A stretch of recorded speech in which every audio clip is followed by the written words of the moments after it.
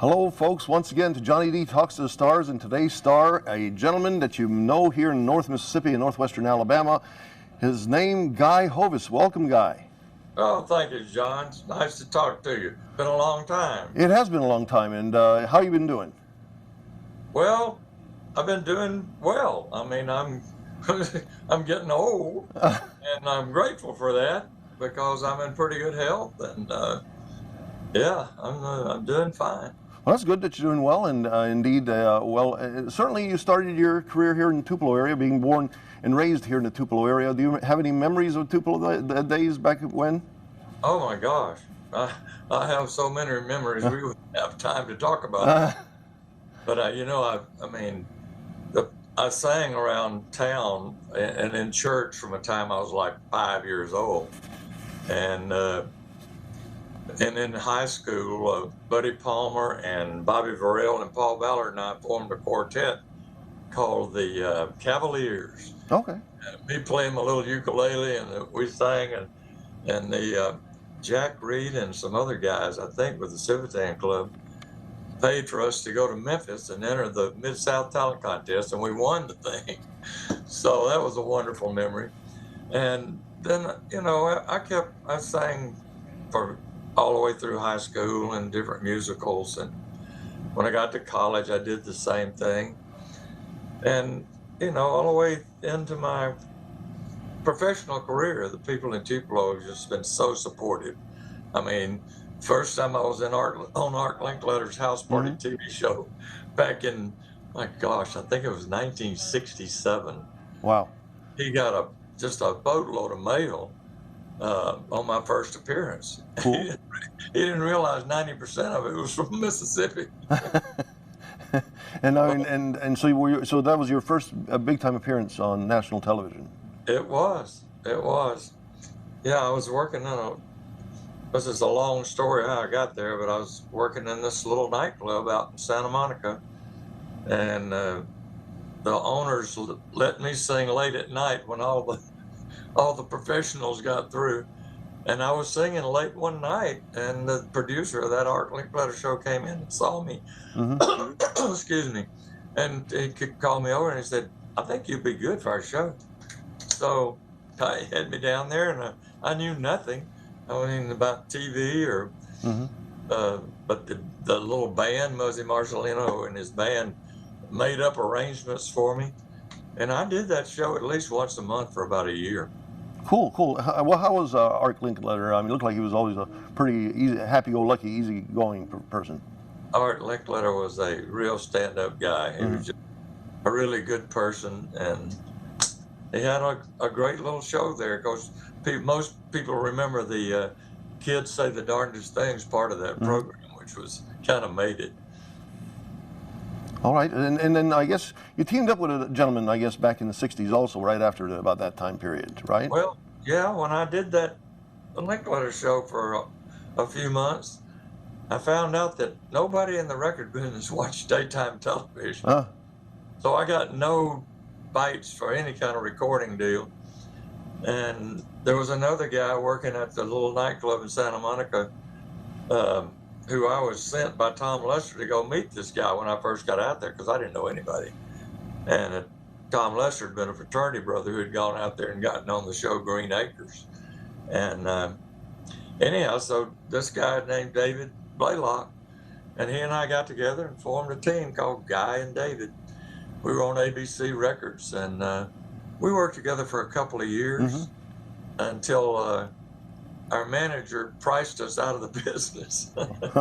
He thought, we did one every night for a week on Joey Bishop's late night show. And after that, our manager thought we were stars. So he was asking so much money for our appearances. I think we got 2 jobs that whole next year. Oh my. And then I guess, and then you met Ralna, and then that also changed your life history right there. I had met Ralna at the same little nightclub. She was touring with Frank Sinatra Jr. at that time, and she'd come through every couple times a year. Then in 1969 we got married, and I was still traveling with David. She was traveling with Frank Jr. And for some reason, her grandmother always watched the Lawrence Welk Show. Mm-hmm. So Ronald was asking anybody, does anybody know anybody with the Lawrence Welk Show? I want to do one appearance on there for my grandmother.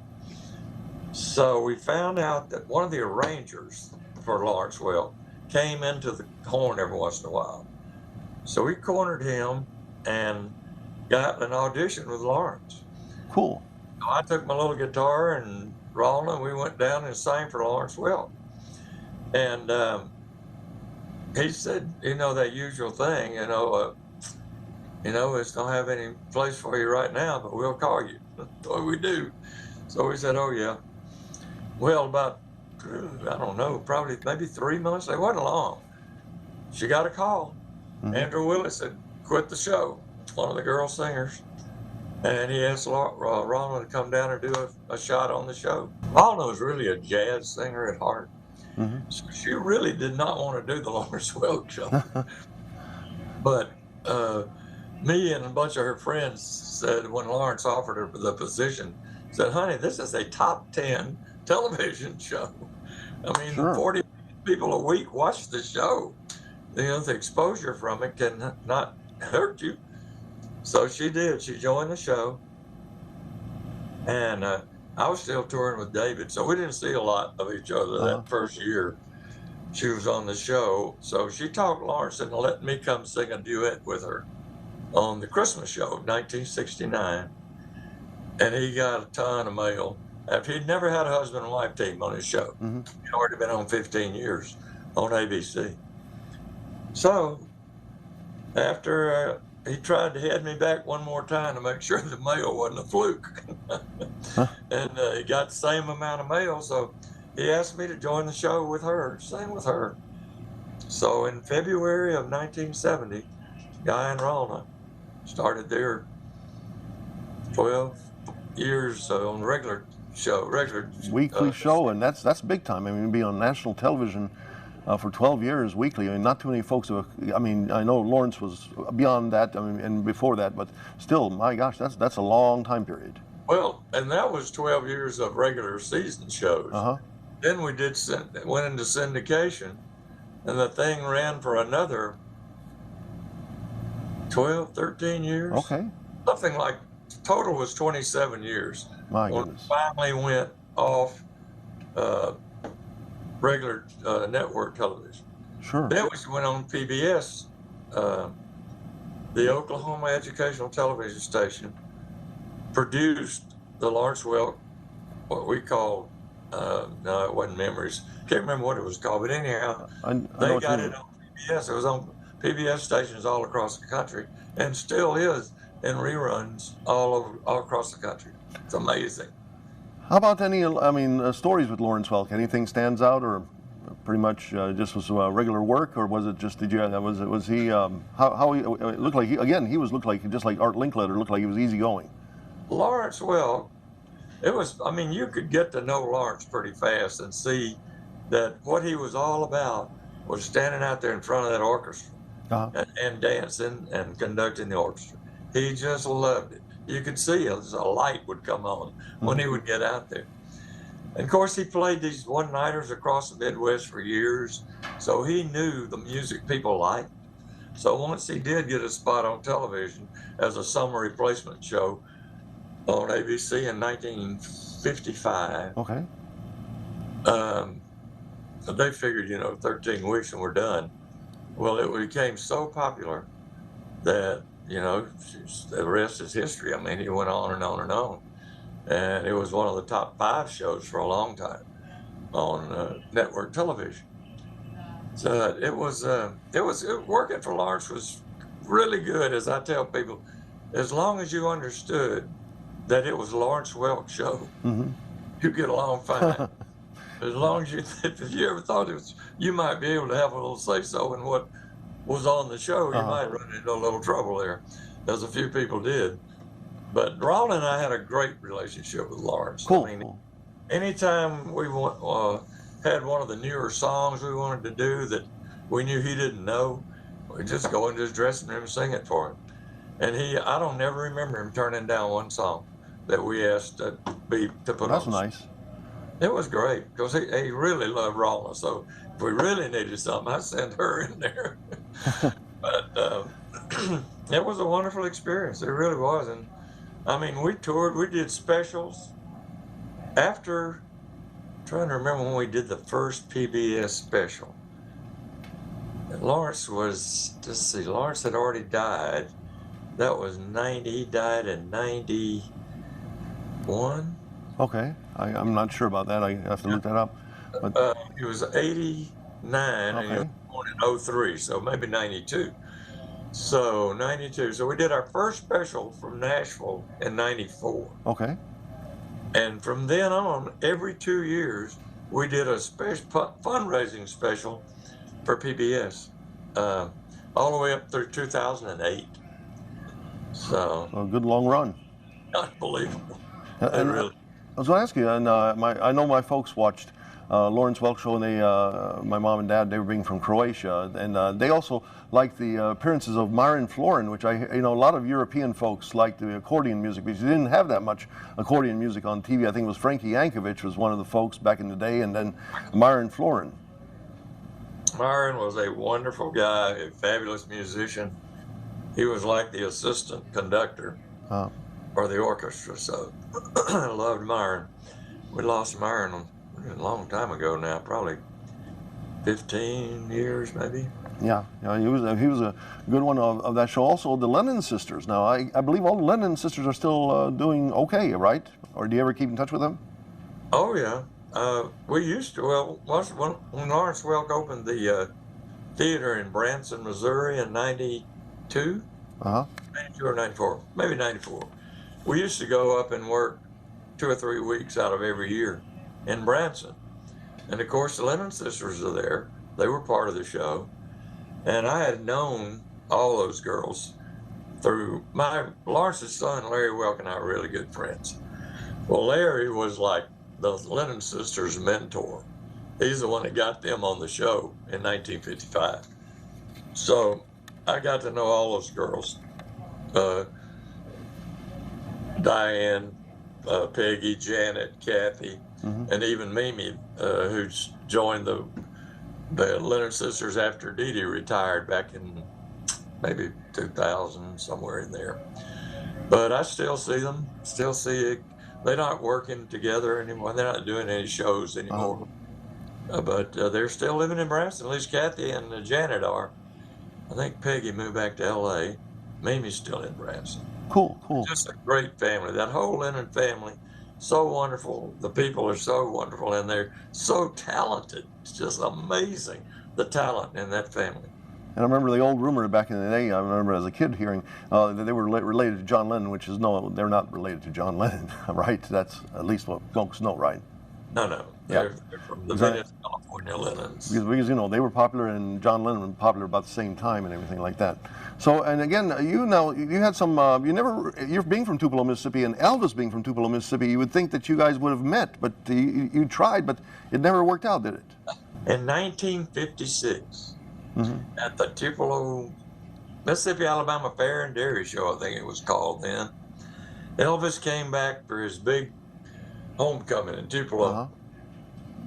And my dad, who was one of the original highway patrolmen, one of the original 52 Mississippi State Highway Patrolmen, was one of his escorts, bodyguards, whatever you want to call it. So I got to go backstage, but I was too shy. I mean, I was like 14, 15 years old. I was too shy to even go up and say anything to him. So I just watched all the other people do that. So my next encounter with Elvis was when I'd gotten on the Welk Show, and one of my really good friends was opening a comedian who was the opening act for Elvis in Las Vegas in like 71 or 2, somewhere in there. And he had fixed it up where I was going to meet him at intermission of the show, and he was going to take me downstairs and talk to Elvis. Well, something happened, and we never could find each other during the intermission of that show. And I couldn't stay in Vegas. I had to go back to work in L.A., so that was a kind of a bummer.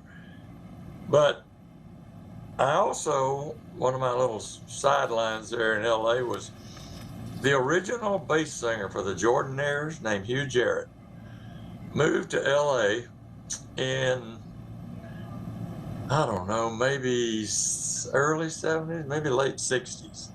He wanted to start, Jordanaires used to be Elvis's backup singers. I mean, for all his records. So Hugh wanted to start a Jordanaires West. So he came into the horn one night when I was singing, and he said, "You're going to be my first tenor." So I did. I joined the Hugh Jarrett singers out there in LA, and lo and behold, they wound up getting the call to be Elvis's backup singers for his comeback tour, which I think was in 1970. Okay. And at exactly the same time, I joined the Lawrence Welk Show. So I was afraid to leave for 3 weeks, so I didn't. I said, if I had to go back and change a couple of decisions I made, that would have been one for sure. I would have gone on that tour. Because, anyhow, I didn't. So. And then as we go farther into the future, Let the Eagle Soar. I mean, you got recording on that, and that you also performed that for George W. Bush's second inaugural, correct? 2005, George W. Bush's second inaugural. That's one of the highlights of my career, and it was so cold. It snowed so much the day before. My goodness. We couldn't even do a dress rehearsal. We couldn't get out of so much snow on the steps. So when it came time to do it the next day, Lord only knows how this is going to go, but it turned out great. Cool. Singing for 200,000 people and 4 or 5 presidents. It was pretty cool. So did you get a chance to meet George W. and some of the other presidents, or just were there?